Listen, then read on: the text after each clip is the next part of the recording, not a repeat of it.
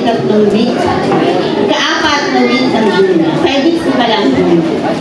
And this month of June po ay pinag-uusapan natin. Ang ating theme is Revival, a call to imitate Christ. Ang pagtawag na pagiging kawamis ni Kristo, pagiging katulad ni Kristo. Living beyond the hurt. Check po. Pa-check lang. Following Christ's example of forgiveness. Ang pagpapatawad na ginawa ni Kristo. And in the last leg of our series, ito ang pag-uusapan natin ngayon. Ang title ng ating series for today, series topics for today, Living Beyond Me. Pwede mo ba yung sabihin sa iyong kinaupuan? Living beyond me. Living beyond me. Okay. Living beyond me. Walang pag-iimbot sa sarili. Walang kagustuhan para sa sarili. Mapagparaya, walang pansariling layunin. Living beyond me. Okay, hindi ito yung problema. Hindi ito yung problema. Madalas kapag meron tayong group picture, sino ang una ninyong tinitignan? Hindi mo inuuna yung crush mo. Inuuna mo yung sarili mo. Tama ba? Pangalawa lang yung crush mo. May crush ka man dun sa group picture na yun. Because that's our very nature. Uunahin natin yung sarili natin. Okay ba yung itsura ko doon sa group picture na yun? That's in our very nature. Naunahin ang sarili natin. Isipin ang sarili natin. And so how can we live beyond ourselves? Paano tayo mamumuhay na inuuna nang walang pang-imbot sa sarili, nang walang kagustuhan para sa sarili, na walang pansariling layunin? Let's look at the word sin. Kasalanan. Sin. Pag tinignan natin yung word na sin, ang gitna niyan ay anong letter? I. Very good. I. Nasa gitna ng salitang sin is letter I. At ganyan ang larawan ng kasalanan. Sino ang sentro? Sino ang nasa gitna? I. Ang sarili natin. Mag-isip tayo ng mga kasalanan na hindi connected sa pag-uuna sa sarili natin. Meron ba kayong naisip? Kung hindi man lahat, majority ng kasalanan natin ay dahil mas pinipili natin ang sarili nating kagustuhan.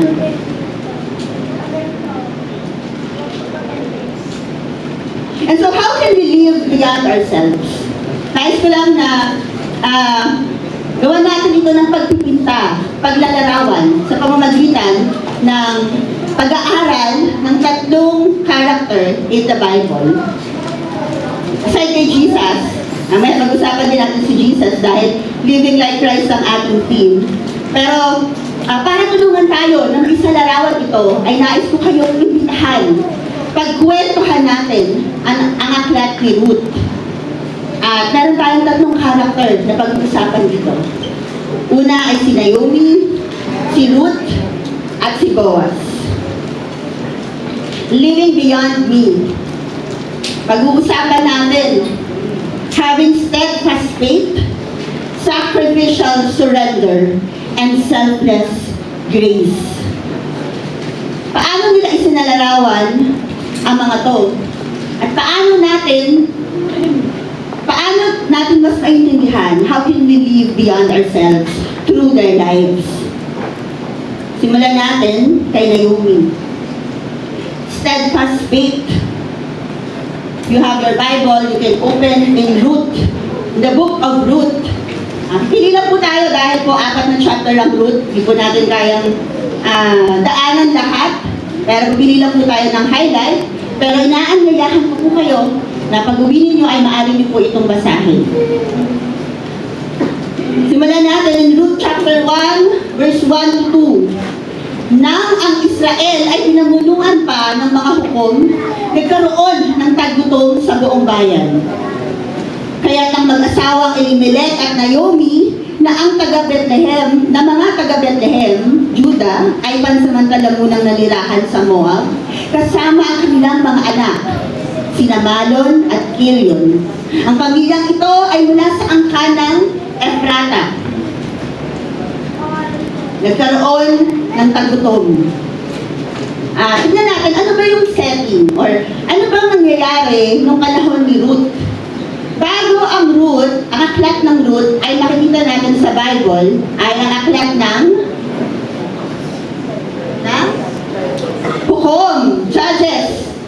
And sabi sa Judges chapter 17 verse 6, in those days, there was no king in Israel. Everyone did what was right in his own eyes. Walang hari sa Israel at ginagawa lamang nila ang tingin nilang tama sa kanilang mga mata.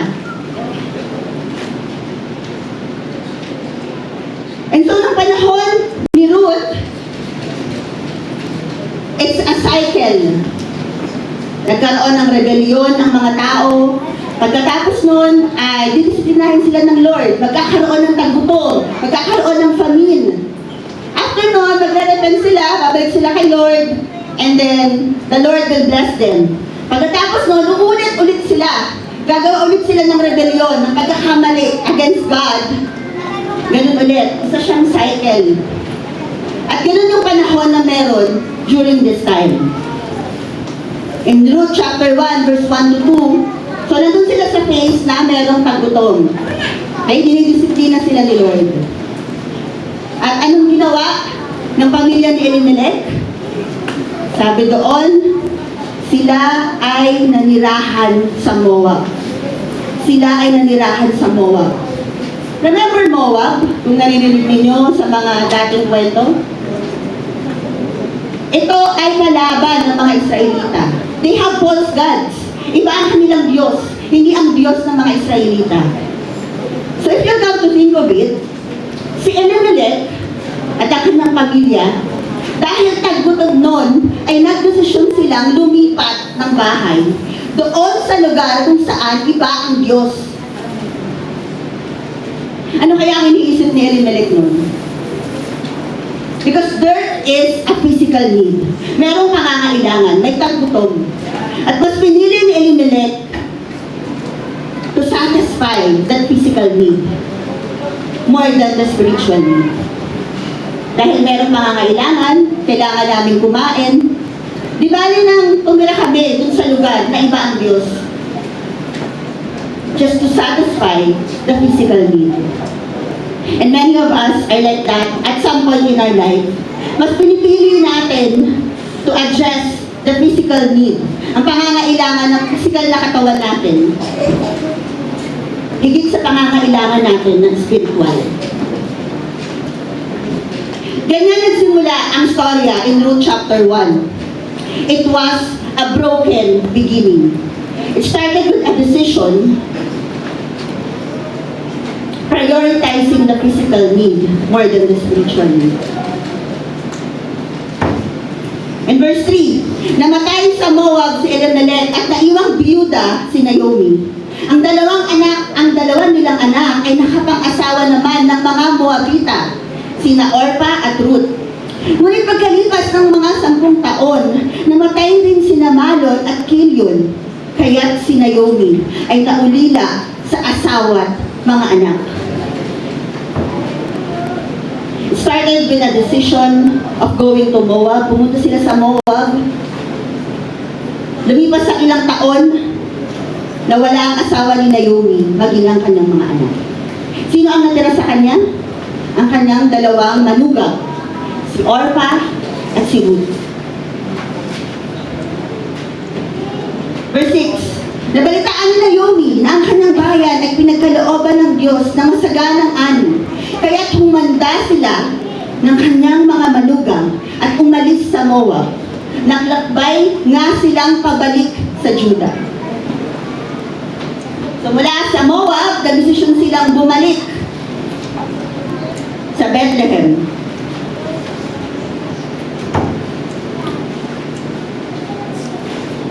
Gusto ko lang i-share yung ESV version ng verse na to, yung verse 6 to 7. Sabi sa ESV version, gusto ko kasi yung progression ng words na ginamit dito. Luke chapter 1 verse 6. Then she arose with her daughters-in-law to return from the country of Moab, for she had heard in the fields of Moab that the Lord had visited His people and given them food. Nabalitaan niya na mayroong provision doon. At nag-desisyon si Naomi, babalik ako doon sa bayan ng Diyos. She arose. She arose. Siya ay tumayo. She stood up. And what is the image of that? Ang kanyang pagtayo. Naomi arising. Naomi standing up. It's an image of transition. Transition from what? From death to life. Kamatayan at buhay. Sa lugar ng Moab, it's an image of death. Doon namatay ang kanyang asawa, doon nawala ang kanyang asawa, doon nawala ang kanyang mga anak. Walang natira sa kanya. Pero dahil pinili niyang tumayo, Naomi decided to rise, to stand up, to make a change. Dapat meron magbago sa buhay ko. At sundin ang leading ng Panginoon. To follow God's leading. Pinili niya ang buhay para sa kanyang sarili at para sa kanyang pamilya. It's a transition from death to life. Verse 7 in ESV version. So she set out from the place where she was with her two daughters-in-law, and they went on the way to return to the land of Judah. She set out. Kanina, she arose. Sumunod sa verse 7, ang ginamit dito, she set out. And what does it represent? She set out. Umalis siya. It is an image of turning away from sin. Tatalikuran niya ang kasalanan. Remember, it was a broken beginning. That place was not the place designed by God. Dapat hindi sila sa Moab. Iba ang Diyos sa lugar na iyon. And Naomi deciding to set out is an image of turning away from sin. She came to her senses. Na ang una nilang ginawa is a pursuit to a false God. Hinahabol nila ang maling Diyos, ang maling Diyos. But Naomi deciding to set out is a decision to walk faithfully in one true God this time. Latter part of verse 7, and they went on the way to return. Hindi lang siya tumalikod sa kasalanan, she returned to Bethlehem. Bumalik siya sa Bethlehem. And what image ang pinapakita nito? It's an image of repentance. Pagtalikod sa kasalanan, pagbalik sa Diyos. It's an image of coming back to God. You acknowledge your sin, and you make an active choice to turn away from that sin in obedience to God. Naomi came to her senses. Na-realize niya, I will arise, I will set out, I will go on my way to return to the land of God, to the land of the Lord.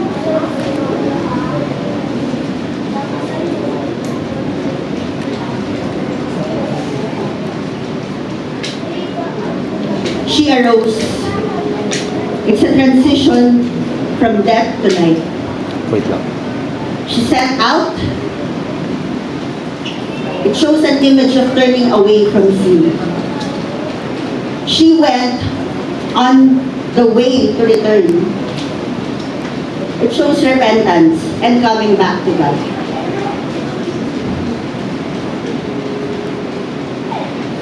That's the decision. Yan ang desisyon na ginawa ni Naomi. At ano ang kanyang tinitignan? Ang provision ng Diyos. Ang provision ng Diyos. Ano ang desisyon ni Naomi? Wherever God's provision was, wherever God's provision is, that's where I should be. Wherever God's provision was, that's where she wanted to be. Doon niya gusto pumunta. That's where she needed to be. Even when we mess up, God's provisions remains perfect. Where I want to be. Kung saan ka man, Diyos, doon ko gustong pumunta. And so help me to walk in step with you today. Alam mo. Ano ang mga bahagi ng iyong puso na kailangan mong ibalik sa Sino Diyos? menu bar nito? What are the areas of your life that you need to return to God? Verse 8. Ngunit sa daay sinabi ni Naomi sa kanyang dalawang manugang, umuwi na kayo sa dati ninyong tahanan at manirahan sa inyong mga nanay. Kung paano naging mabuti kayo sa mga yumao at sa akin, naway maging mabuti rin sa inyo si Yahweh. Naomi here recognizes God, no? Kinikilala niya na ang Diyos magbibigay, magdudulot ng kabutihan sa kanila. Verse 9 to 10. Itulot nawa ng Yahweh na kayo'y makapang-asawang muli at magkaroon ng panibagong pamilya. At sila'y hinagkan ni Yahweh bilang pamamaalam. Ngunit napaiyak ng mga manugang at sinabi sa kanya, hindi namin kayo iiwan, sasama kami sa inyong bayan. Verse 11. Sumagot si Naomi, mga anak, huwag na kayong sumama sa akin. Bumalik na kayo sa inyong mga magulang. Hindi ako magkakaanak pa upang inyong mapang-asawa. Verse 12, umuwi na kayo. Matanda na ako para mag-asawang muli. Kahit na umasa akong makakapang-asawang muli, o kahit pa ngayong gabi, ako mag-asawa at magkaanak. Verse 13, mahihintay ba ninyo silang lumaki? Alam ninyong ito'y hindi mangyayari. Kaya mag-asawa na kayo ng iba. Pinabayaan ako ni Yahweh at hindi ko nais na madamay kayo sa aking kasawian.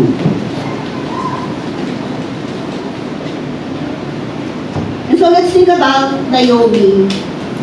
Naomi's status at that time. Si Naomi ay nawala ng mahal sa buhay. Nawala ang kanyang asawa, nawala ang kanyang anak. She lost someone. And you know one thing na na-realize ko, kapag nawawala tayo ng mahal sa buhay, meron tayong secondary losses. Hindi lang yung mahal sa buhay natin yung nawawala, pero may mga bahagi sa atin na nawawala. At para kay Naomi, ano ang mga secondary losses niya? Bilang isang babae, mahirap makasurvive bilang isang babae at that time. She lost her social status, maging ang kabuhayan niya. Nawala rin kasabay ng pagkawala ng kanyang asawa at ang kanyang anak. At kung iisipin natin, mahirap mag-isa. It's hard to be alone, lalo na you're in your season of grief. Nagluluksa ko siya para sa kanyang asawa at anak. But here's Naomi, thinking about other people. Iniisip niya ang kabutihan ni Ruth at ni Orpah. Baka sakali kayong dalawa maging maganda yung kapalaran ninyo kaysa sa kapalaran ko. When you're grieving, it's so hard to be alone. And na-realize ko na napaka-brave ni Naomi, napakatapang niya para sabihin niya na iwan niyo na ako. Pumunta na kayo, go on your way. At naniniwala ako that at this point in time, it is out of Naomi's selflessness that she was able to say this. Iniisip niya yung ikakabuti ng kanyang mga daughters-in-law. Kapag meron tayong pinagdadaanan, naisip pa ba natin yung ibang tao? Inuuna mo pa ba yung iba? At that time, naniniwala ako Meron dito, gumagana na pa yung sa naabot ng understanding ni Naomi at that time, ito ang alam ng tama. Yan, siya yung... That shows kung gaano ka-selfless si Naomi. Pwede niyang i-keep yung kanyang daughters-in-law dahil mahirap mag-isa, especially in that season of grief na pinagdadaanan na. Verse 16. Sumagot si Ruth, "Huwag po ninyong hilingin iwan ko kayo, hayaan ninyo akong sumama sa inyo. Saan man kayo pumunta, doon ako pupunta. Kung saan kayo tumira, doon din ako titira. Ang inyong bayan, ang magiging aking bayan. Ang inyong Diyos, ang magiging aking Diyos." Verse 17. "Kung saan kayo mamamatay, doon ako mamamatay. At doon din ako malilibing. Parusahan sana ako ni Yahweh ng pinakamabigat na parusa. Kung papayagan kong magkalayo tayo, maliban na lamang kung maghiwalayin tayo ng kamatayan." Look at Ruth's response para kay Naomi. Medyo nag-skip ako ng verse kasi yung sa unang verse, pinili ni Orpah na umalis na. So sa verse 16 and 17, ito yung response ni Ruth kay Naomi. And so I was thinking, there must be something so special about Naomi. Para gustuhin ni Ruth na manatili sa kanya, para gustuhin ni Ruth na kung sino ang Diyos mo, ayun din ang magiging Diyos ko.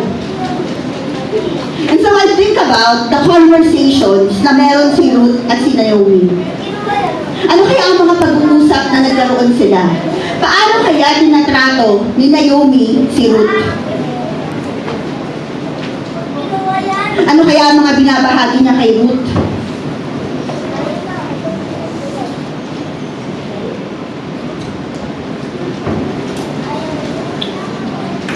How are your conversations with other people? Paano ang mga pag-uusap mo sa ibang tao?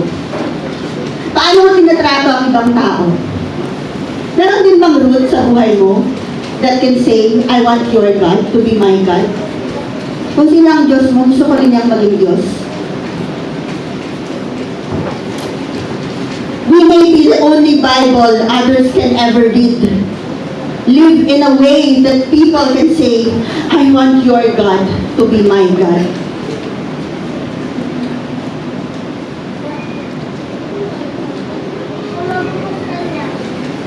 Verse 19. Kaya nagpatuloy sila sa paglalakbay. Pagdating nila sa Bethlehem, nagulat ang lahat. "Hindi ba't si Naomi ito?" tanong ng kababaihan.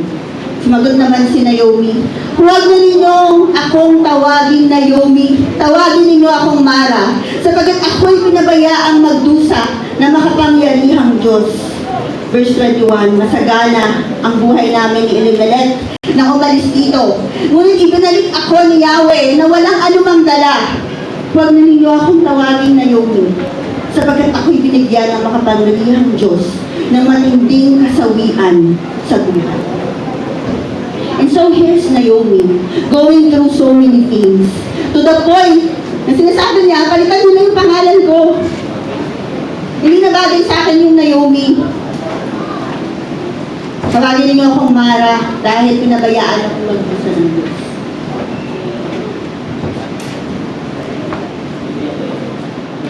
Can you relate kay Naomi? You know what? It's okay to feel sad. It's okay not to be okay. It's okay to grieve. It's okay to tell someone you're struggling. Okay lang na sabihin mo na nahihirapan ka. Okay lang na sabihin mo na malungkot ka. To feel lost. It's okay to feel what you need to feel. Just do not turn your back on God. It's okay to feel what you need to feel, but do not turn your back on God. Remember Inside Out 2, yung mga nakapanood sa inyo. Sabi doon, wag mong kalimutan yung core belief mo. Okay lang yan, na-feel mo lahat ng emotion, pero wag mong kalimutan yung core belief mo. Your feelings are valid. Valid ang pakiramdam ni Naomi. Hindi madali ang pinagdadaanan ni Naomi. It's okay to feel that. But do not turn your back on God. Do not let the brokenness you feel drive you away from God. Instead, depend on Him even more. Huwag mong hayaan na ang lungkot, ang sakit na nararamdaman mo will make you decide na lumayo sa Diyos. Pagkos piliin natin mas lumipente sa Diyos. To live beyond ourselves is to remain steadfast in faith. To remain steadfast in our faith. Bakit natin nasabi yun? To remain steadfast in our faith. To persevere in our faith. Way of life. Pangatlong sakripisyo, she faced uncertain future. Nung nagdesisyon siyang sumama kay Naomi, hindi sigurado, it was risky para sa kanya. Hindi niya alam kung anong pwedeng mangyari sa kanya sa Bethlehem. Remember, yung mga Moabites, kalaban niya ng mga Israelita eh. Pwede siyang makast out. Pwede siyang i-persecute.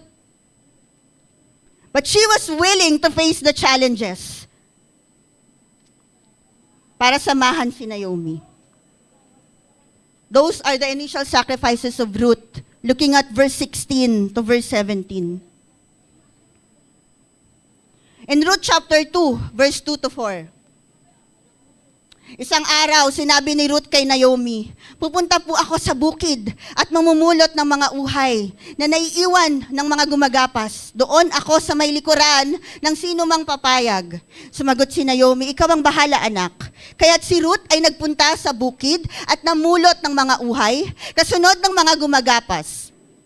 Nagkataon, ang napuntahan niya ay ang bukid ni Boaz, isang kamag-anak ni Elimelech na napakayaman at ginagalang ang kanyang bayan. Here's Ruth, willing to do what she can do para sa kanyang mother-in-law. Pupunta daw siya sa bukid, and for her to go to the field, para pumunta siya sa bukid, it's very dangerous para sa kanya. Pwede siyang patayin ng mga Jews. Pwede siyang insultuhin. Isa siyang Moabita. Isa siyang foreigner. Pero willing siyang gawin ito. In Leviticus chapter 23, verse 22, sabi doon, and when you reap the harvest of your land, you shall not reap your field right up to its edge. Ito ay instruction sa mga kumbaga parang farmer. Nor shall you gather the gleanings after your harvest. You shall leave them for the poor and for the sojourner. I am the Lord your God. So ang sinasabi niya, before, may instruction na talaga sa law, na in a way, may mga nahuhulog, gleanings, no? May mga nahuhulog, pero sabi niya, hayaan nyo na yun. Para yun sa mga mahihirap. Para yun sa mga manlalakbay. Para meron silang makuha. So, it was designed by God. And si Ruth, nag-decide siya na, mamumulot na lang ako, parang gano'n. Mamulot na lang ako ng mga gleanings. In chapter 7, nakiusap po siyang makapamulot ng nalalaglag ng mga uhay. Pinayagan ko naman, kaya't maagang-maaga pa'y naririto na siya. Katitigil lamang niya para magpahinga sandali. Napakasipag ni Ruth. Maagang-maaga pa lang, namumulot na siya ng mga nalalaglag na mga uhay. And that's another sacrifice of Ruth. She engaged in a humble work of gleaning. Namumulot siya ng mga natira. And she's willing to do that to provide for Naomi. She's willing to endure hardship for the sake of her family's well-being. Willing siyang mahirapan. Willing siyang magsakripisyo para meron silang makain, para sa ikakabuti ng kanyang pamilya. Ruth made initial sacrifices in this story. She left her homeland, abandoned her gods, faced uncertain future, engaged in the humble work of gleaning.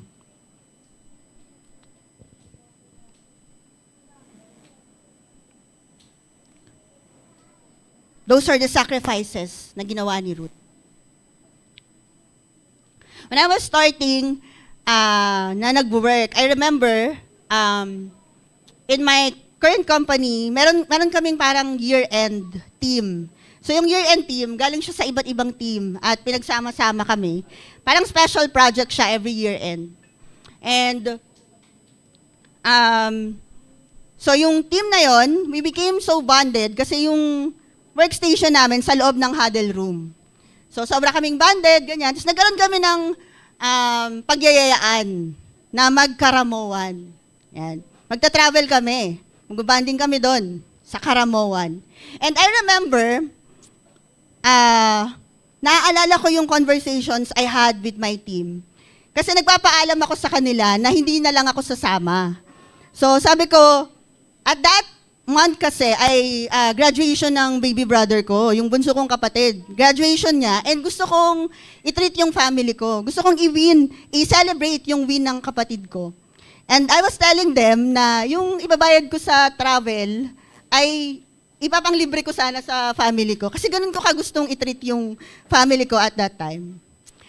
So, at that time, in a way, that's a sacrifice for me kasi gusto ko talaga mag-travel. Yan. Dream ko talagang maikot yung Pilipinas, ganyan.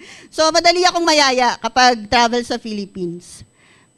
Pero, na-realize ko na we make sacrifices. So, at that example, ay gusto kong pumunta ng Karamoan, but I have given it up. It becomes bearable. No? Siyempre, pag may sacrifice, medyo may kurot yan, masakit yan. Kasi gusto mo rin naman yung bagay na yon. But you give up something para sa something na pinipili mo. I realize na the sacrifices that we make, it becomes bearable. No? Mas nagiging madali siya because ganun mo pinapahalagahan yung pinipili mo. So, I make sacrifice of not joining the team sa tour because I value so much the time that I can have with my family during that time. Of course, mababaw na example lang yun. Pero alam ko na marami kayong sacrifices na ginawa in your life. Pero you can endure that sacrifices. Kasi ganun kahalaga sa inyo yung bagay or reason why you are making the sacrifice. And for Ruth, ganun niya kamahal si Naomi. And the sacrifices becomes bearable. And so I think about the sacrifices of Jesus para sa atin. Hindi madali yung naging sacrifice na binigay ni Jesus para sa atin. Pero dahil ganun niya tayo kamahal, ganun kalaki yung kagustuhan ni Jesus na maligtas tayo, the sacrifices becomes bearable. Love is demonstrated through acts of sacrificial surrender. Love is demonstrated through acts of sacrificial surrender. Kapag tayo ay nagmamahal, meron tayong gini-give up something na mahalaga sa atin for the sake of that person or for the sake of that relationship. May kasamang sakripisyo. And the sacrifices of Ruth was the demonstration of her love for Naomi. Jesus' sacrifices for us is a demonstration of His love for us.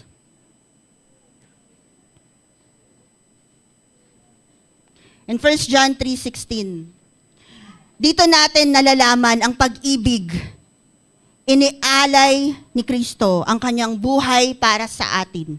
Kaya't dapat din nating ialay ang ating buhay para sa mga kapatid. Follow God and be willing to pay the price. Minsan when we serve God, gusto natin yung fame out of it. Somehow may spotlight because you're part of the ministry. We want the benefits. What can we get out of it? Gusto natin yun, yung mga magagandang bagay. Things that we can enjoy. Mga bagay na pwede nating kasiyahan. Pero minsan, pag nakita natin yung cost, pag nakita natin na mahirap pala, may cost pala to, some of us might not be willing to pay the price.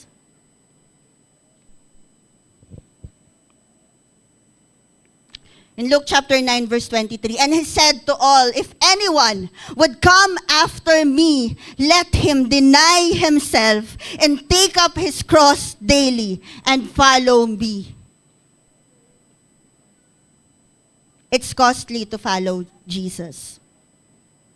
And we must be willing to deny ourselves, to live beyond ourselves, take up our cross, and follow Jesus. Kanina sinasabi ko na dahil nag-decide si Naomi na magpatuloy, her steadfast faith, naging blessing ito kay Ruth. Dahil nga nagdesisyon si Ruth na sundan si Naomi. Pero at the same time, Ruth became a blessing kay Naomi. So, Naomi being a blessing to Ruth, Ruth also became a blessing to Naomi. Si Ruth, consistently, sinusunod niya yung sinasabi ni Naomi. At dahil nagpapatuloy si Naomi, si Ruth ay naging blessing rin siya kay Naomi. And so if you look at it, Ruth's willingness to sacrifice, it's not because Naomi is worthy, but it is because of her character. It is who she is. Minsan, ang hirap magsakripisyo para sa ibang tao. Lord, deserve ba nila? Deserve ba nila yung cost na kailangan kong pagbayaran? Deserve ba nila yon? When we make sacrifices, it's not because that person is worth it. Hindi dahil worth it siya. Ang tanong, what's your character? Who are you in Christ? Nung nagsakripisyo si Jesus para sa atin, hindi dahil worth it tayo. But it is because of God's character. It is because of His character. It is who He is.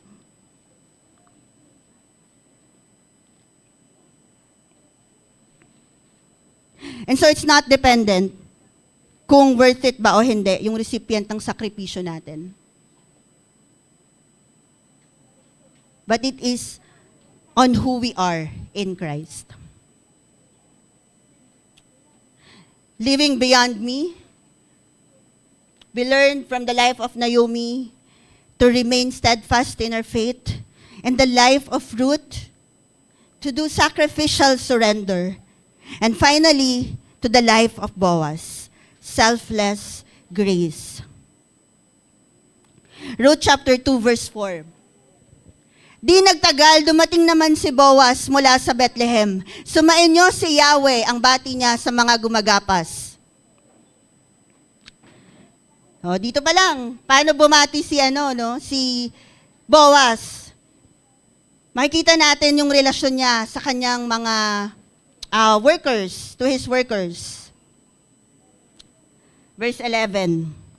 Sumagot si Boaz, kausap niya na dito si Ruth, nabalitaan ko ang lahat ng ginagawa mo sa iyong biyanan mula nang mamatay ang kanyang asawa. Alam ko ring iniwan mo ang iyong mga magulang at sariling bayan upang manirahan sa isang lugar na wala kang kilala.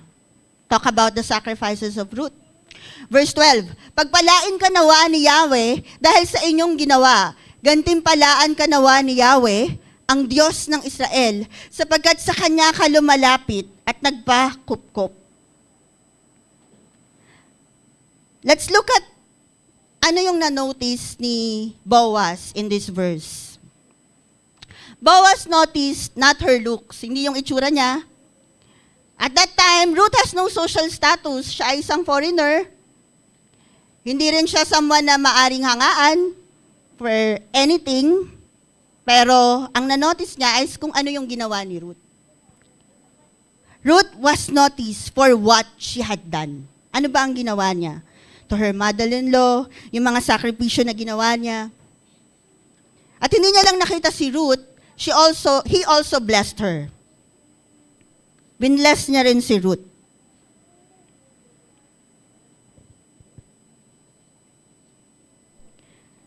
Boaz discerned that God's love was at work in Ruth's life.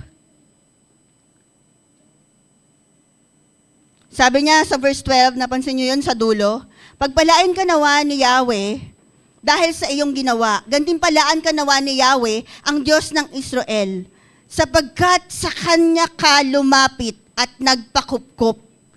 Sapagkat sa Kanya ka lumapit at nagpakupkop. And so here's Boaz recognizing that Ruth has his refuge under God's protective wings. Sa Diyos siya lumalapit at nagpapakupkop. How do you see people? Paano ka tumingin sa tao? Do you see beyond what meets the eye? O nakabase ka lang sa itsura niya? Can we discern God's love at work in others people's lives? Is that the way we see people? Verse 14.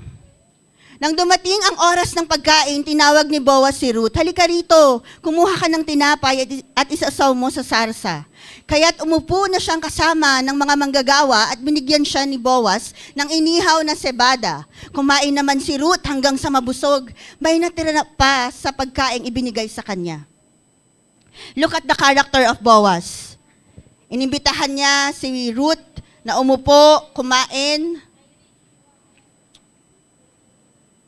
And what does it shows? It shows hospitality. Boaz is so hospitable towards Ruth. At yung pagkain nila, kung titignan natin, ay kasama ang ibang tao. There are people watching. Mukhang salo-salo ito, no? Mukhang magkakasama ito. And yung generosity ni Boaz towards Ruth, it's also a testimony with the people around them, no? Nakikita nila kung paano tinatrato ni Boaz si Ruth.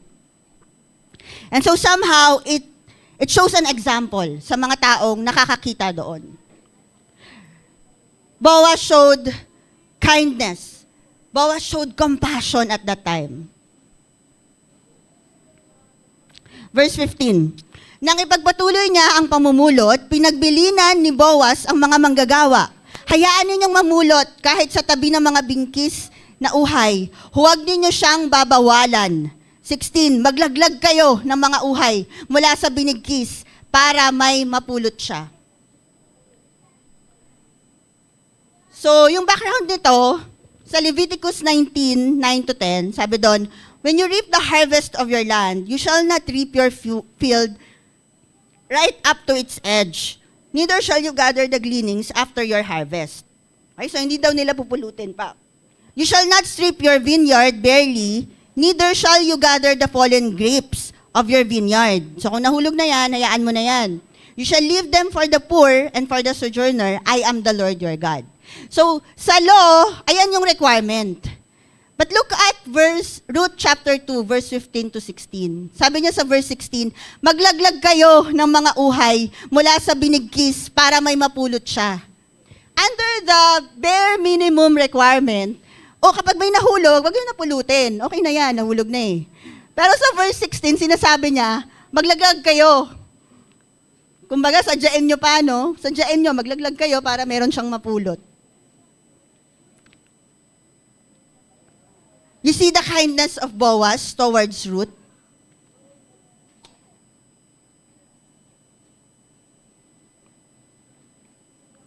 Ang binibigay lang naman sa law ay, pag nahulog na, pabayaan mo na. But here's Boaz doing an extra mile. He's doing an extra mile para kay Ruth. Para bigyan ng pabor si Ruth. Are you willing to do an extra mile? Are you willing to do an extra mile? Or, ito lang naman yung kailangan kong gawin. Hanggang dito lang tayo. Okay na ako sa bare minimum. Yun lang naman yung nasa kontrata namin. Yun lang naman yung nasa duties and responsibilities ko. Are you willing to go an extra mile? Boaz did that for Ruth. In Ruth chapter 3, verse 2 to 3, natatandaan mong sinabi ko sa iyo noon na kamag-anak natin si Boaz. Eto, kinakausap ni Naomi si Ruth. Mga manggagawa niya ang mga kasama mo sa bukid. Ngayon, makinig kang mabuti. And then, nagkaroon siya ngayon ng instruction. Medyo mahaba yung instruction. Hanggang verse 5. Hanggang verse 5, yung instruction ni Ruth. Ruth chapter 3, verse 4 to 5. And verse 6 to 7, jump lang tayo. Nagpunta nga si Ruth sa Gilgal upang isagawa ang lahat ng sinabi ng kanyang biyanan. Masaya si Boaz matapos kumain at uminom, maya-maya'y nahiga siya at natulog sa tabi ng bunton ng sebada. Marahang lumapit si Ruth, inangat ang takip ng paa ni Boaz at nahiga sa paanan nito. Verse 8, nang maghahating gabi nagising si Boaz. Nagulat siya nang makitang may babaeng nakahiga sa paanan niya. Sino ka? Tanong niya. Si Ruth po, ang inyong lingkod, sagot ng babae. Babae, isa kayong kamag-anak na malapit, kaya dapat ninyo akong kalingain at pakasalan. Isa kayong kamag-anak na malapit, kaya dapat ninyo akong kalingain at pakasalan. This is based on the culture nung time nila. Verse 10 to 11. Sumagot naman si Boaz, pagpalain ka ni Yahweh, higit na kagandahang loob sa aming angkan ang ginawa mong ito kaysa ginawa mo sa iyong bayanan. Hindi ka naghanap ng isang lalaking bata pa na maaring mayaman o mahirap. Ipanatag mo ang iyong loob.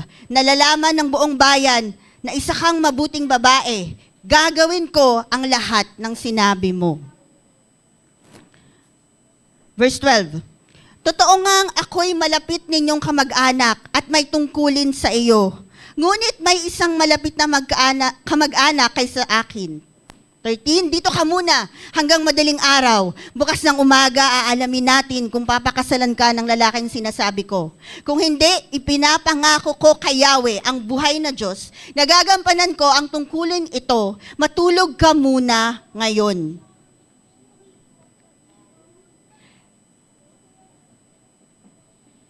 Nagtungo si Boaz, verse 4, Ruth chapter 4 verse 1, nagtungo si Boaz sa may pintuan ng lunsod at naupo roon. Di nagtagal, dumaan ang tinutukoy niyang pinakamalapit na kamag-anak ni Elimelech. Pinsan, sandali lang, maupo ka rito at may sasabihin ako sa iyo, sabi niya. Lumapit naman at tinawag at naupo sa tabi ni Boaz. Verse 3, pagkatapos sinabi niya sa kanyang kamag-anak, ngayong nagbalik na si Naomi, buhat sa Moab, nais niyang ipagbili ang bukid ng kamag-anak natin si Elimelech. Sa palagay ko'y dapat mo itong malaman, sapagkat ikaw ang unang may karapatang bumili niyon. Kung gusto mo, bilhin mo yon sa harap ng mga saksing pinuno ng bayan. Kung ayaw mo naman, ako ang bibili. Bibilhin ko ang sagot ng lalaki. So, yung pinag-uusapan nila is based on previous law, yung law na meron sila. In Leviticus 25:25, if your brother becomes poor and sells part of his property, then his nearest redeemer shall come and redeem what his brother has sold. So yung ginagawa ni Boaz, this is based on the law. And Boaz is so willing to follow the law. He is so willing to obey God. Kung ano ang inuutos niya sa kasulatan, kung iisipin natin, pwede naman siyang mag-take advantage na kay Ruth, no? Parang, pwede namang pumayag na lang siya agad. Pero, dahil nire-recognize niya yung law, sinabi niya, meron pang mas nauna dapat sa akin na magdesisyon. That's how much Boaz respects the law. That's how much Boaz wants to follow the law. Ruth chapter 4, verse 5. Agad na sinabi ni Boaz, kung bibilhin mo kay Naomi ang bukid, kasama sa bibilin mo si Ruth, ang Moabitang biyuda ng ating pinsan, upang ang bukid ay manatili sa angkan ng namatay. Okay, so initially, sinabi niya, bilhin mo yung bukid, pumayag yung lalaki, pero kasunod daw nun, dapat kasama daw si Ruth. Para yung bukid na yon mananatili as inheritance, mananatili sa angkan ng namatay. So, angkan ng asawa ni Ruth. Verse 6, pagkarinig na yon, sumagot ang lalaki, kung gayon, hindi ko nagagamitin ang aking karapatan, sapagkat manganganib namang mawala ang sarili kong mana, ikaw na ang bumili. So verse 6, nagdesisyon ngayon yung lalaki na si Boaz na lang ang bibili. Verse 9, matapos tanggapin iyon, sinabi ni Boaz sa matatandang pinuno at sa ibang naroroon, kayo ang saksi na binili ko kay Naomi ang lahat ng nasa pangalan ni Elimelech at ni Kilion at Malon. Verse 10, kasama sa bilihang ito ay magiging asawa ko si Ruth, ang Moabitang biyuda ni Malon upang manatili sa angkan ng namatay ng mga ari-arian.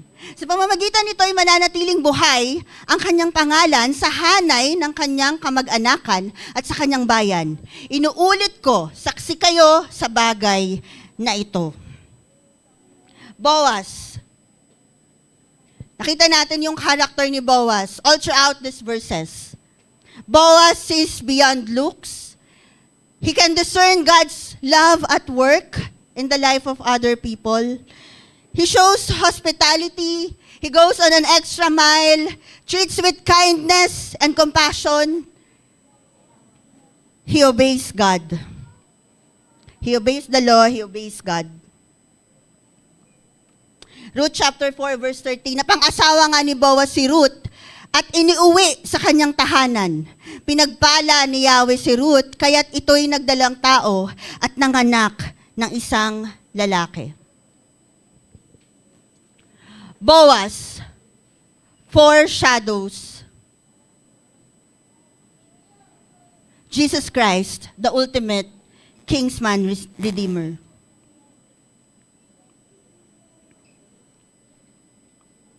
Kung sa kwentong ito si Boaz ay naging redeemer ni Ruth, meron pang greater kinsman redeemer than Boaz, and that is Jesus Christ. As Boaz became Ruth's redeemer, nirescue niya si Ruth, ganon din si Jesus sa atin. Jesus rescues us.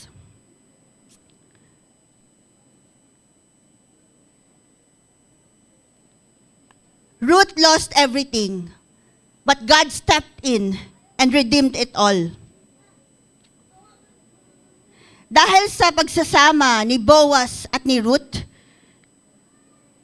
ultimately came Jesus Christ, our Lord.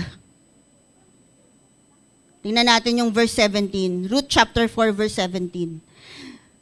Siya'y tinawag nilang Obed. Ipinamalita nilang nagkaapo ng lalaki si Naomi. Si Obed, ang siyang ama ni Jesse, na ama naman ni David. Pag tinignan natin yung Matthew chapter 1, the genealogy of Jesus, ay kasama doon si Ruth at si Boaz, yung naging anak nila na si Obed, na ama ni Jesse, at naging ama ni David. Si Ruth at si Boaz ay naging bahagi ng linya ni Jesus. It started with a broken beginning sa simula ng Ruth chapter 1. But merong nangyaring redemption.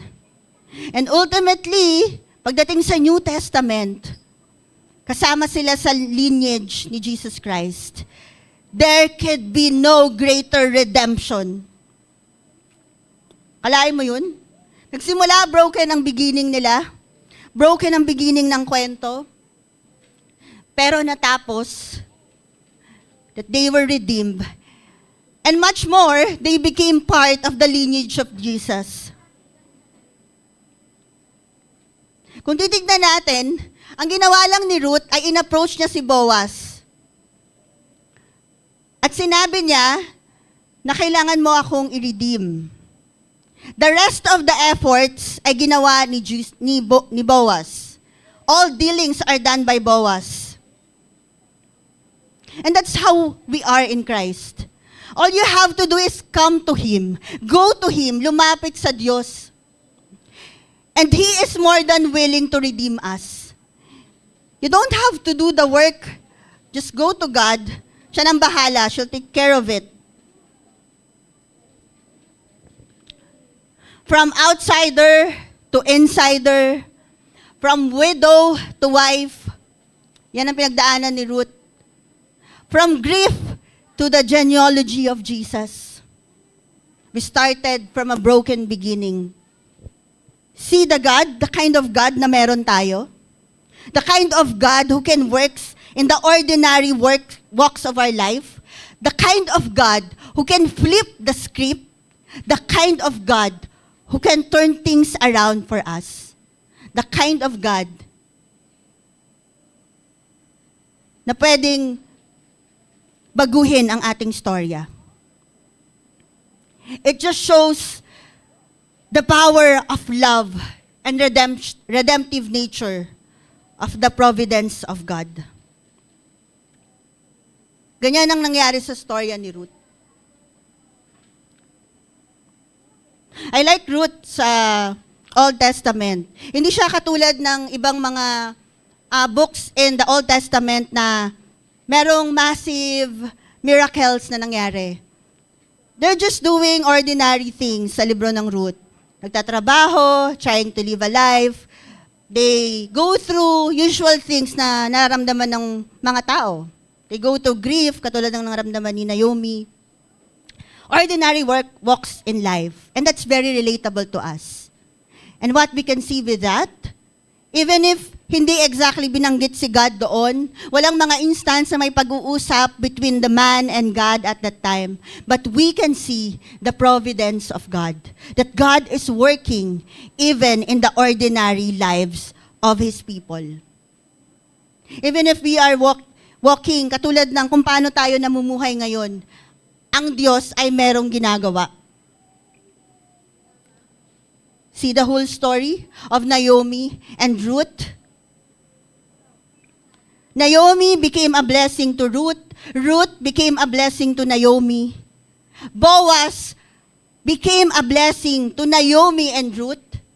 At lahat sila, Naomi, Ruth, Boaz, were blessed by Jesus. They became part of the lineage of Jesus. And that's what happened when we live beyond ourselves. We become a blessing to other people. We are being blessed by other people. And all together, we are being blessed by God. 2 Corinthians chapter 9 verse 8, and God is able to bless you abundantly, so that in all things, at all times, having all that you need, you will abound in every good work. God has a way of blessing us so that we could be a blessing to other people, so that we could abound in every good work. To live beyond me is to remain steadfast in our faith, to do sacrificial surrender, and to extend selfless grace to other people. If you look at it, yung mga karakteristik na meron si Naomi, si Ruth, si Boaz, lahat yan meron kay Jesus. Jesus, kahit na ilang beses tayong nagkakamali, His love is persevering, His love is steadfast. Binigay niya yung sacrifice niya para sa atin. And He extended grace to us, even if we are unworthy. Lahat yan ay characteristic ni Jesus. In Philippians 2, verse 5 to 8, have this mind among yourself, which is yours in Christ Jesus, who, though He was in a form of God, did not count equally with God a thing to be grasped, but emptied himself by taking the form of a servant, being born in the likeness of men, and being found in human form, he humbled himself by becoming obedient to the point of death, even death on the cross.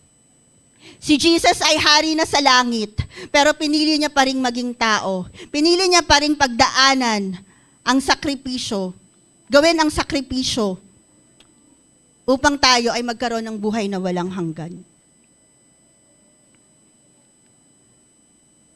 He is the ultimate example of selflessness, of someone who lives beyond himself.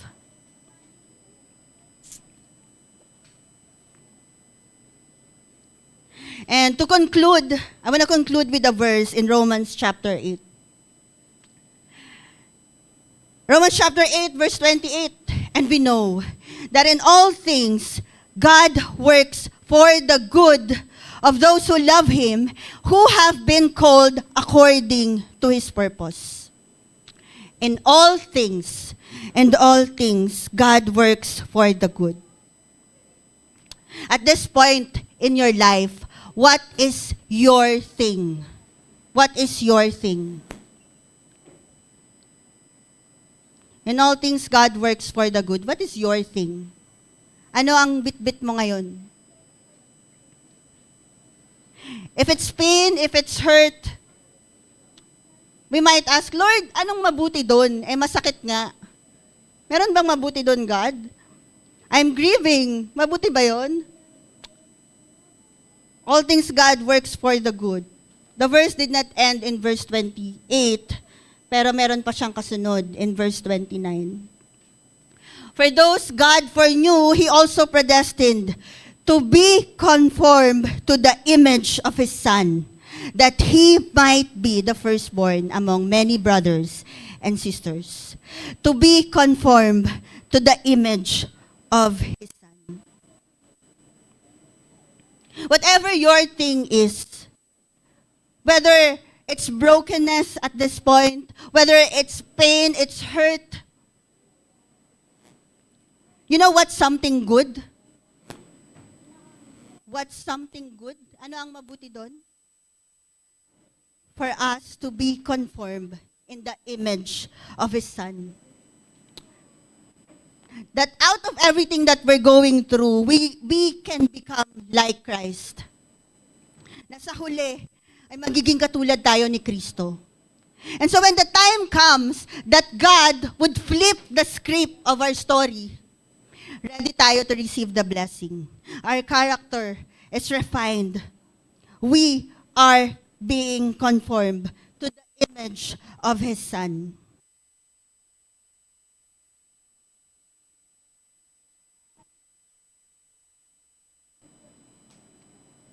Maging ang kakayahan na maging katulad ni Kristo ay biyaya lamang ng Diyos.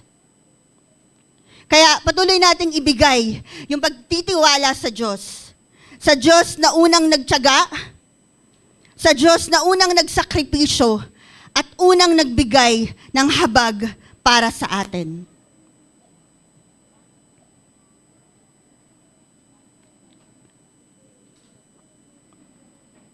This is the kind of God that we have. The God whose love is steadfast, the God who can sacrifice for us, not because we are worthy, but that's who He is, and the God who have extended grace to us. I want to invite you to please stand up and let us all together worship this God na meron tayo.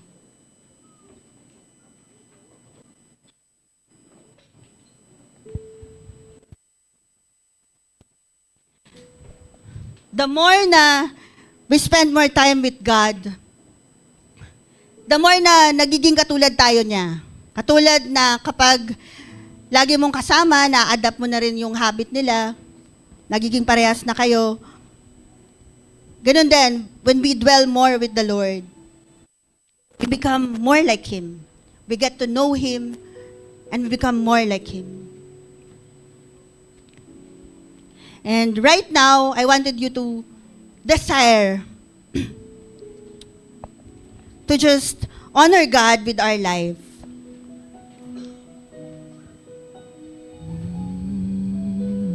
And let us desire na ang buhay na to ay maging kalugod-lugod sa ating Diyos. Hallelujah. Hallelujah. Muli natin buksan na ating mga puso sa ating Panginoon.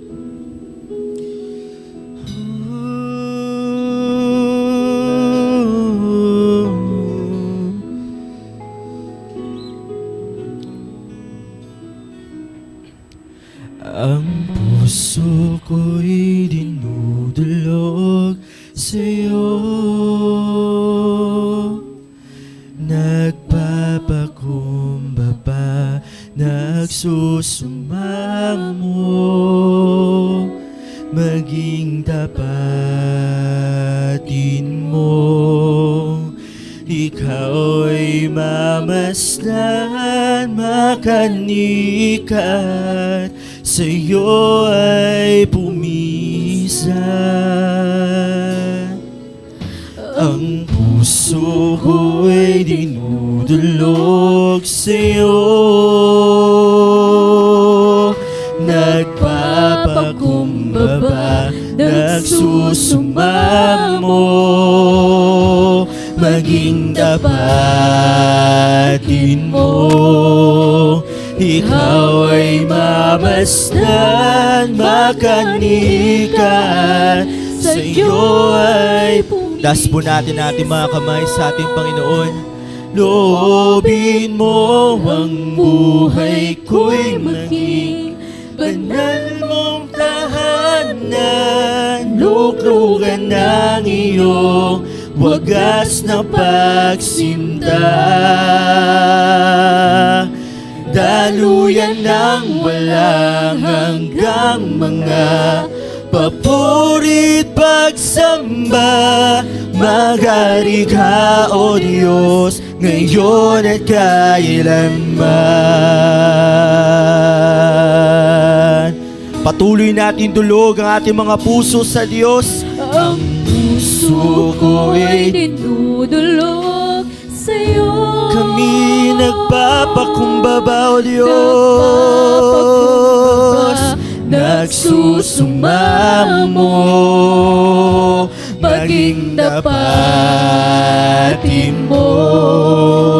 Ikaw ay mamasdan, makanikaan, Sa'yo ay loobin mo, Panginoon, ang aming mga buhay. Loobin mo ang buhay ko'y maging banal mong tahanan, luklukan ng iyong wagas na pagsinta.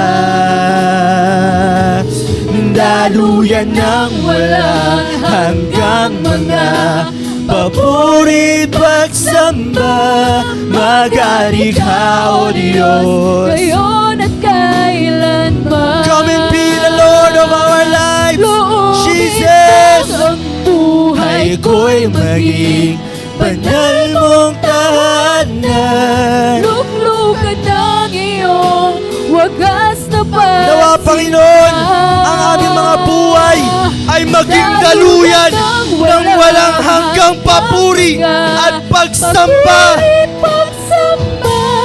Maghari ka, O Diyos. Ngayon at kailanman. Express our worship to the Lord.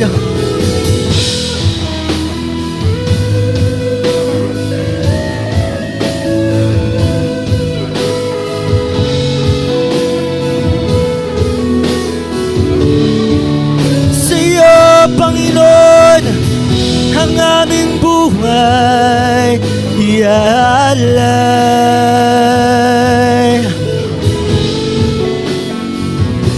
Minsan pa sa ating Panginoon,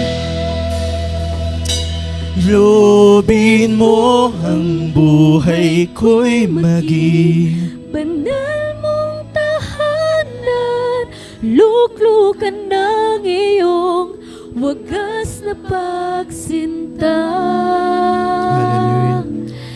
Hallelujah. Daluyan ng walang hanggang mga papuri pagsamba, maghari Hari ka, O Diyos, ngayon at kailanman.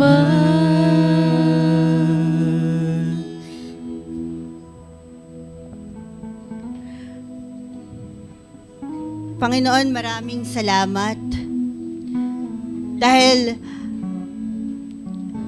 ang kwento ni Ruth, Lord, ay kwento ng bawat isa sa amin.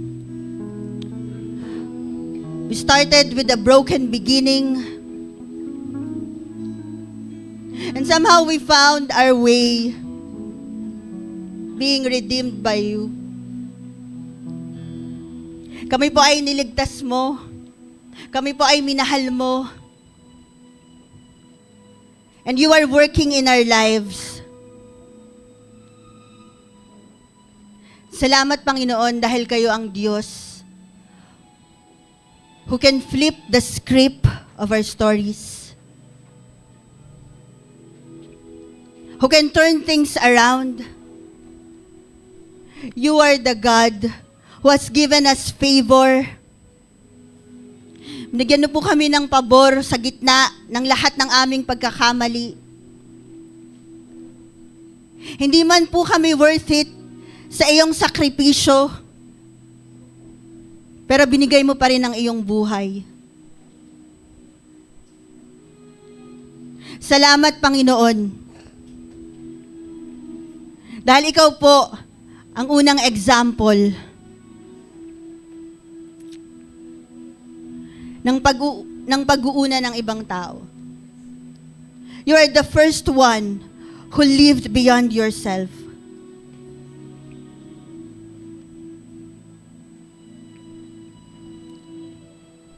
And Lord, this life na meron po kami, nawa ay kasiyahan mo. May you be pleased with this life, God.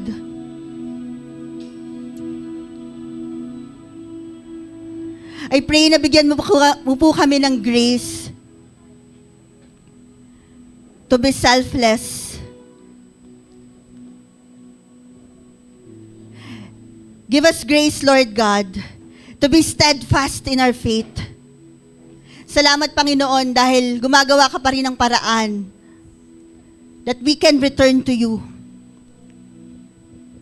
Salamat, Lord, dahil sa bawat desisyon namin na bumalik sa'yo, ay hindi mo kami tinatatwa. Sa bawat desisyon namin, nahabulin kung nasaan ang provision mo. Your provisions remains perfect. Thank you, Lord God. Dahil sa gitna ng lahat ng aming pinagdadaanan, by your grace, we can persevere in our faith. By your grace, nagagawa naming magpatuloy. We can get by another day. We can fight one more time. Thank you, Lord, for helping us to be steadfast, for helping us not to give up. And Lord, gaya po kung paano kayo nagsakripisyo, allow us, Lord God, to pay the price. To take up our cross, to deny ourselves, God.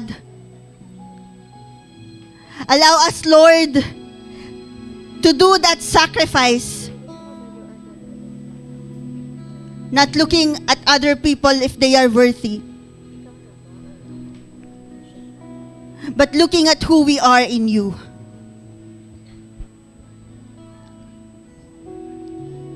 And finally, we thank you, God, for your grace, for your selfless grace,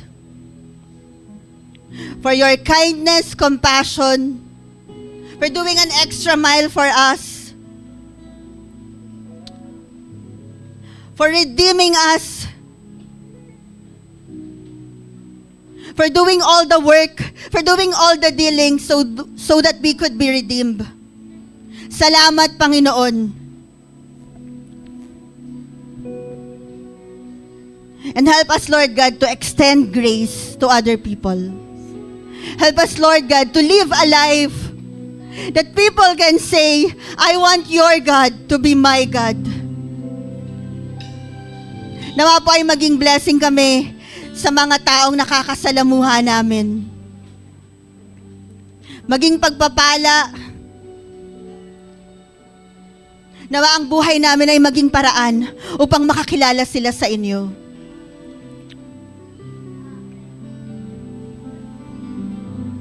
I want to spend few minutes para anyayahan sa panalangin ang mga naririto na nais bumalik sa Diyos. Maaring ngayon pa lang niya narinig yung redemption na meron ang Diyos. Gaya ng kung paanong nirescue ni Boaz si Ruth. Ikaw rin ay nirescue ng Diyos. Gaya nung paanong gumawa ng desisyon si Naomi na bumalik, nais rin kitang anyayahan na bumalik sa Diyos. Marami ka mang pagkakamali na desisyon na nagawa. I want to invite you to return to God. If this is your first time, nais lang kitang anyayahan sa isang panalangin. And if you can repeat after me, wherever you are, or if you want to recommit your life to the Lord, maari ka rin sumunod sa panalangin ito. Panginoong Jesus, Panginoong Jesus, maraming salamat maraming salamat sa iyong pagmamahal. sa iyong pagmamahal. Maraming salamat Maraming salamat sa iyong pagliligtas. sa iyong pagliligtas. Patawarin mo po ako Patawarin mo po ako sa lahat ng aking kasalanan. sa lahat ng aking kasalanan. Ikaw po ang maging Panginoon Ikaw po ang maging Panginoon ng aking buhay. ng aking buhay. Umupo ka sa trono ng aking buhay. Umupo ka sa trono ng aking buhay. Tinatanggap kita Tinatanggap kita bilang aking Diyos bilang aking Diyos at tagapagligtas. at tagapagligtas. Gawin mo po ako Gawin mo po ako bilang tao bilang tao na ginagawa ang naisin mo. na ginagawa ang naisin mo. Ako na lang po ang mananalangin. Lord, thank you for these people who have committed their lives to you, who have given their lives to you. Ang dalangin ko po na sa kanilang desisyon na pagpunta sa inyo, paglapit sa inyo, gaya ng kung paanong lumapit lamang si Ruth kay Boaz at si Boaz na ang gumawa ng lahat. Lord, I know, God, that their decision of coming to you, you will do the rest. Lord, may you bless them. Grant favor to them, God. Prosper them, Panginoon. Ingatan mo po sila. Bigyan mo po sila ng probisyon, God. At hayaan nyo po na sa kanilang pagtitiwala sa inyo ay patuloy nyong patunayan na kayo ang Diyos sa kanilang buhay. Salamat, Lord. We give you all the honor and praise. In Jesus' name, amen. Let us declare that Jesus is Lord over social media. Like, follow, and share our contents in Facebook, Twitter, Instagram, Threads, YouTube, and now on TikTok. Let us proclaim, share the goodness and greatness of our God through our social media accounts.